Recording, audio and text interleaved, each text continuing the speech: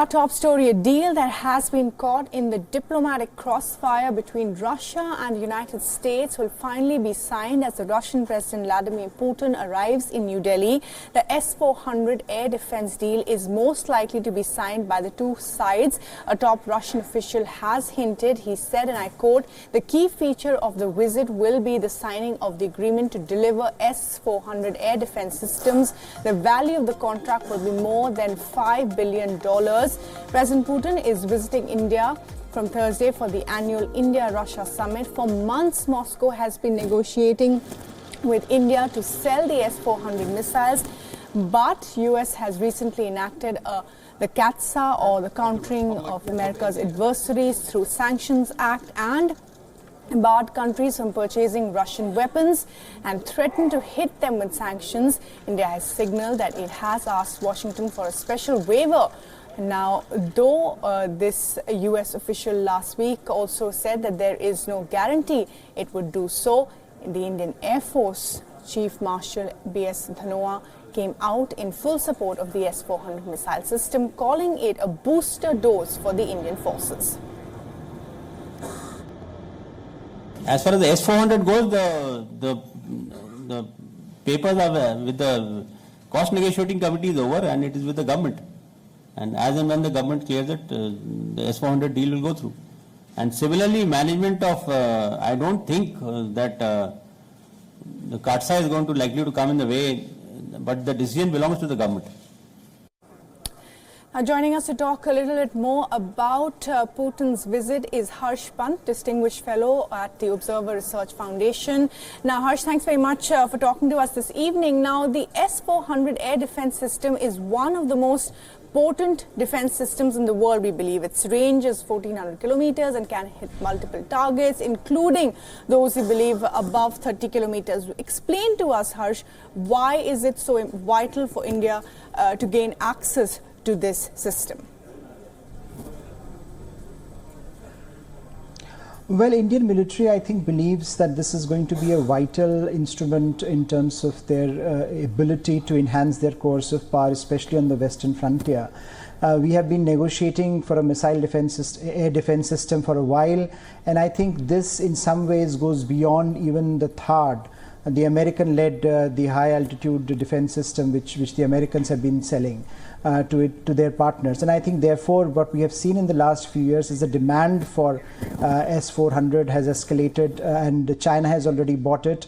And now the countries as far as Turkey, Saudi Arabia, Iraq are all negotiating this very important and very cutting-edge technology. So for India, therefore, it is important operationally, logistically. There is also, I think, a symbolic importance of this deal.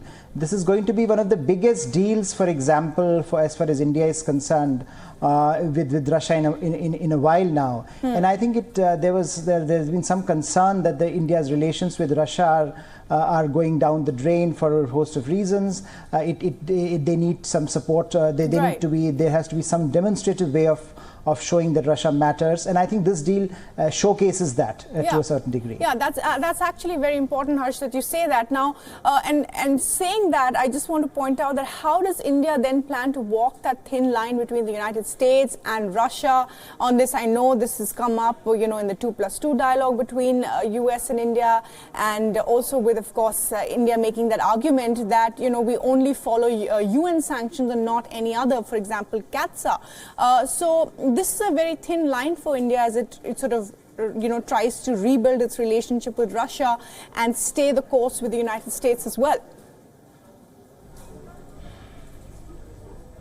Yes, and I think a couple of things India has done which are fairly interesting. One is that India has really moved ahead on its relations with America to an extent that few imagined would happen a few years back. So we have already signed two foundational agreements now, a logistics agreement and now COMCASA, which was signed at the 2+2 dialogue. So I think it symbolizes that India is investing in America and allaying some of those concerns that Americans have had in the past as to what India can potentially do for America and how far would India go. India is now signaling that it is willing to go all out. If you look at the matrix in terms of our defense acquisition, acquisition. Most of our defense acquisition at the moment, high value defense acquisition, is coming from America. So America is really gaining momentum in so far as a defense relationship is concerned. But India would not really like to leave Russia far behind. After all, 60% of our defense requirement is still come from Russia. There is a historical legacy issue here. So I think India is making a case that, look, if America wants a potent partner in terms of managing its Indo-Pacific strategy, if America wants a partner that can carry on more of the burden that America wants its partners to do, then I think India needs to have this engagement with Russia, and India needs to have a partner in Russia whereby India can build up its military capabilities. Right. And Harsh, I do want to, before we wrap, just want to say that, you know, we've had some very big developments, announcements when, global leaders have been here. When the Rafale deal happened, it was a big thing as well. When the Prime Minister, of course, went to France, this will be possibly happening tomorrow. But it's the bureaucratic process that takes over, which sort of delays things. And also, of course, to put this in the international perspective, all of this is also playing out. For example, there's a defense ministers meet in Brussels, and many of these issues will come up, including the sale of S-300s to Syria. Yes, absolutely. And I think India, for one, does not have a very good track record in terms of our defense acquisition.